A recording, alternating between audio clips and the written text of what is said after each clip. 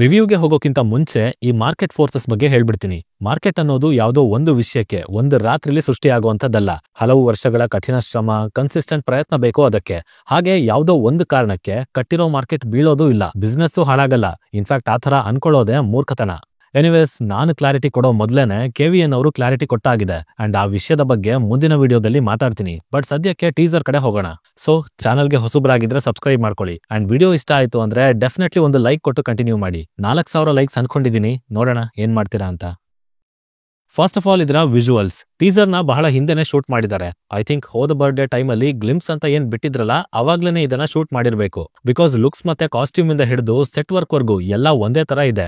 And Darshan ಅವರ incident ಆಗೋಕ್ಕೂ ಮುಂಚೆ 15% 20% ಅಷ್ಟೇ ಸಿನಿಮಾದ ಶೂಟಿಂಗ್ ಕಂಪ್ಲೀಟ್ ಆಗಿದ್ದು. ಸೊ ಅದರಲ್ಲೇ ಒಂದಷ್ಟು ಭಾಗನ ಆಯ್ಕೆ ಮಾಡ್ಕೊಂಡು ಈಗ ಈ ಟೀಸರ್ನ ಎಡಿಟ್ ಮಾಡಿ ಕೊಟ್ಟಿದ್ದಾರೆ. ಆಕ್ಚುಲಿ ಪ್ರಾಜೆಕ್ಟ್ ಮತ್ತೆ ಶುರು ಆಗ್ತಾ ಇದೆ, ಇನ್ನೇನು ಶೂಟಿಂಗ್ ಶುರು ಮಾಡ್ತಾ ಇದೀವಿ ಅಂತ ತಿಳಿಸೋದಕ್ಕೇನೆ ಈ ವಿಡಿಯೋನ ಬಿಟ್ಟು ಹಾಗಿತ್ತು. That's fair. ಬಟ್ ಪರ್ಸನಲಿ ನಾನು ಕಾಯ್ತಾ ಇದ್ದಿದ್ದು ಸಿನಿಮಾದ ರಿಲೀಸ್ ಡೇಟ್ ಅನ್ನ ತಿಳ್ಕೊಳ್ಳೋಕೆ. ಟೀಸರ್ ನಲ್ಲಿ ಅಟ್ಯಾಚ್ ಮಾಡಿರ್ತಾರೆ ಅಂತ ಅನ್ಕೊಂಡಿದ್ದೆ, ಆದ್ರೆ ಈ ಸಾರಿನೂ ಅದು ಮಿಸ್ ಆಗಿದೆ. ಕಾದು ನೋಡೋಣ ಮುಂದೆ ಇನ್ಯಾವಾಗ ಅನೌನ್ಸ್ ಮಾಡ್ತಾರೆ ಅಂತ. ಇನ್ನು ಡೆವಿಲ್ ದ ಹೀರೋ ಟೈಟಲ್ ಅಲ್ಲಿ ಹೀರೋ ಹೋಗಿ ದ ಡೆವಿಲ್ ಅಂತ ಆಗಿದೆ. ಇದು ಬರೀ ಆ ಶೀರ್ಷಿಕೆನ ಪವರ್ಫುಲ್ ಆಗಿ ಇಡೋದಕ್ಕೆ ನೋಡಿರೋದಾ ಅಥವಾ ಸಿನಿಮಾದ ಕಾನ್ಸೆಪ್ಟೇ ಆತರ ಇದೆಯಾ ಗೊತ್ತಿಲ್ಲ. ಬಟ್ ಆ ಬದಲಾಗಿರೋ ಟೈಟಲ್ ಸಖತ್ ಬೋಲ್ಡ್ ಅಂಡ್ ಅಟ್ರಾಕ್ಟಿವ್ ಆಗಿದೆ.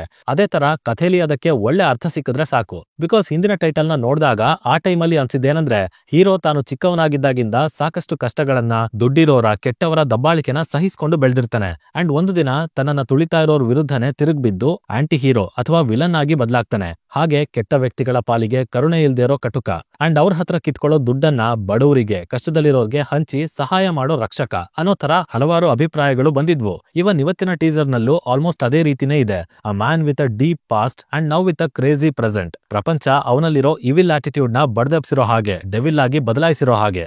ಇನ್ನ ಆಸ್ ಯೂಶುವಲ್ ವಿಜುವಲ್ಸ್ ಅಂತೂ ಕ್ರೇಜಿ ಆಗಿದೆ. ಸಿಕ್ಕಾಪಟ್ಟೆ ಸ್ಟೈಲಿಶ್ ಆಗಿ ಎಡಿಟ್ ಮಾಡಿದ್ದಾರೆ. ಆಲ್ಸೋ ದರ್ಶನ್ ಅವ್ರನ್ನ ಅಷ್ಟೇ ಸಖತ್ತಾಗಿ ತೋರಿಸಿದ್ದಾರೆ ಆ ಡೆವಿಲ್ ಕ್ಯಾರೆಕ್ಟರ್ ಒಳಗೆ. ಇನ್ಫ್ಯಾಕ್ಟ್ ಹೋದ ಸಾರಿ ಬಂದಿರೋ ಗ್ಲಿಮ್ಸ್ ಮತ್ತೆ ಈ ಟೀಸರ್ ನ ನೋಡಿನೇ ಹೇಳ್ಬೋದು ಸಿನಿಮಾದ ಟೆಕ್ನಿಕಲ್ ಟೀಮ್ ಒಳ್ಳೆ ಕ್ಲಾರಿಟಿ ಜೊತೆ ಹೋಗ್ತಾ ಇದ್ದಾರೆ, ಕ್ವಾಲಿಟಿ ಪ್ರಾಡಕ್ಟ್ ಅನ್ನ ಕೊಡ್ತಾ ಇದ್ದಾರೆ ಅಂತ. ಆ ಲೆಕ್ಕದಲ್ಲಿ ಇದು ಹಳೆಯ ಫುಟೇಜಸ್ ಆಗಿದ್ರು ಕೂಡ ಇಂಪ್ರೆಸಿವ್ ಆಗಿತ್ತು. ಎಡಿಟಿಂಗ್ ಅಂತೂ ಸಖತ್ ಇಷ್ಟ ಆಯ್ತು. ಇದ್ರ ಜೊತೆಗೆ ಆ ಡೈಲಾಗ್ ಚಾಲೆಂಜ ನನಗೆ ಐ ಥಿಂಕ್ ಫ್ಯಾನ್ಸ್ ಗಳಿಗೆ ಅದು ಹೆವಿ ಇಂಪ್ರೆಸ್ ಮಾಡಿರುತ್ತೆ. ಬಿಕಾಸ್ ಒಂದು ಲಾಂಗ್ ಗ್ಯಾಪ್ ಆದ ನಂತರ ತಮ್ಮ ನೆಚ್ಚಿನ ನಟನಿಂದ ಇಂಥ ಪವರ್ಫುಲ್ ಡೈಲಾಗ್ ಕೇಳಿದಾಗ ಖುಷಿ ಆಗ್ಲೇಬೇಕಲ್ವಾ. ಇನ್ನು ಬ್ಯಾಕ್ ಗ್ರೌಂಡ್ ಸ್ಕೋರ್ ನನಗೆ ಪರ್ಸನಲಿ ಡೀಸೆಂಟ್ ಅಂತ ಅನಿಸ್ತು. ಕೇಳುವಾಗ ಫೀಲ್ ಏನೋ ಚೆನ್ನಾಗೇ ಇದೆ, ಮಾಸ್ ಮತ್ತೆ ಸ್ಟೈಲ್ ನ ಒಟ್ಟಿಗೆ ತರ್ತಾ ಇದೆ. ಆದ್ರೆ ಗ್ಲಿಮ್ಸ್ ಅಲ್ಲಿ ಇದ್ದ ಹಾಗೆ ನೆನಪಲ್ಲಿ ಉಳಿಯೋ ತರ ಎಫೆಕ್ಟಿವ್ ಥೀಮ್ ಏನ್ ಇರ್ಲಿಲ್ಲ ಇಲ್ಲಿ. ಆಲ್ಸೋ ಲೈಟ್ ಆಗಿ ಮತ್ತೊಂದು ಟ್ರ್ಯಾಕ್ ನ ಸಹ ಹೋಲ್ತಾ ಇದೆ. ಸ್ಟಿಲ್ ಓಕೆ, ಇದು ಜಸ್ಟ್ ಅನೌನ್ಸ್ಮೆಂಟ್ ಟೀಸರ್ ಆಗಿರೋದ್ರಿಂದ ಅಜನೀಶ್ ಅವ್ರಿಗೂ ಪ್ರಿಪರೇಷನ್ ಕಮ್ಮಿ ಆಯ್ತೇನೋ, ಇರ್ಲಿ. ಬಟ್ ಮುಂದೆ ಬರೋ ಕಂಟೆಂಟ್ ಅಲ್ಲಿ ಅವ್ರ ಕಡೆಯಿಂದ ನನ್ನ ಎಕ್ಸ್ಪೆಕ್ಟೇಷನ್ ಜಾಸ್ತಿನೇ ಇರುತ್ತೆ. ಅದನ್ನ ಅವರು ಸ್ಯಾಟಿಸ್ಫೈ ಮಾಡ್ತಾರೆ ಅನ್ನೋ ನಂಬಿಕೆನೂ ಇದೆ. Let's wait and C. ಇನ್ನು ಹೊರಡೋ ಮುಂಚೆ ಚಾಲೆಂಜಿಂಗ್ ಸ್ಟಾರ್ ದರ್ಶನ್ ಅವರಿಗೆ ಹುಟ್ಟು ಹಬ್ಬದ ಹಾರ್ದಿಕ ಶುಭಾಶಯಗಳು. ಹೆಸರಲ್ಲೂ ಚಾಲೆಂಜು, ಬದುಕಲ್ಲೂ ಚಾಲೆಂಜು. ಬಟ್ ಏನೇ ಆದ್ರೂ ಅದರ ರಿಸಲ್ಟ್ ಮಾತ್ರ ಸಿನಿಮಾ ಮೂಲಕ ತೋರಿಸಿ. ಬರೀ ಅಭಿಮಾನಿಗಳಿಗಲ್ದೇನೆ ಕಾಯ್ತಾ ಇರೋ ಪ್ರತಿ ಪ್ರೇಕ್ಷಕನಿಗೂ ಒಳ್ಳೆ ಕಂಟೆಂಟ್ ನಿಮ್ ಕಡೆಯಿಂದ ಬರೋ ಹಾಗೆ ಆಗ್ಲಿ ಅಂತ ಕೇಳ್ಕೊತಾ ನಾನ್ ಹೊರಡ್ತಾ ಇದ್ದೀನಿ. ಇನ್ನ ಈ ಟೀಸರ್ ಬಗ್ಗೆ ನಿಮ್ದೇನಾದ್ರೂ ಒಪಿನಿಯನ್ಗಳಿದ್ರೆ ಅದನ್ನ ಖಂಡಿತ ಕೆಳಗಡೆ ಬರ್ದು ತಿಳಿಸ್ಬಿಡಿ. ಡಿಸ್ಕಷನ್ ಮಜವಾಗಿರುತ್ತೆ. ಸೈನಿಂಗ್ ಆಫ್, ಲಿಖಿತ್.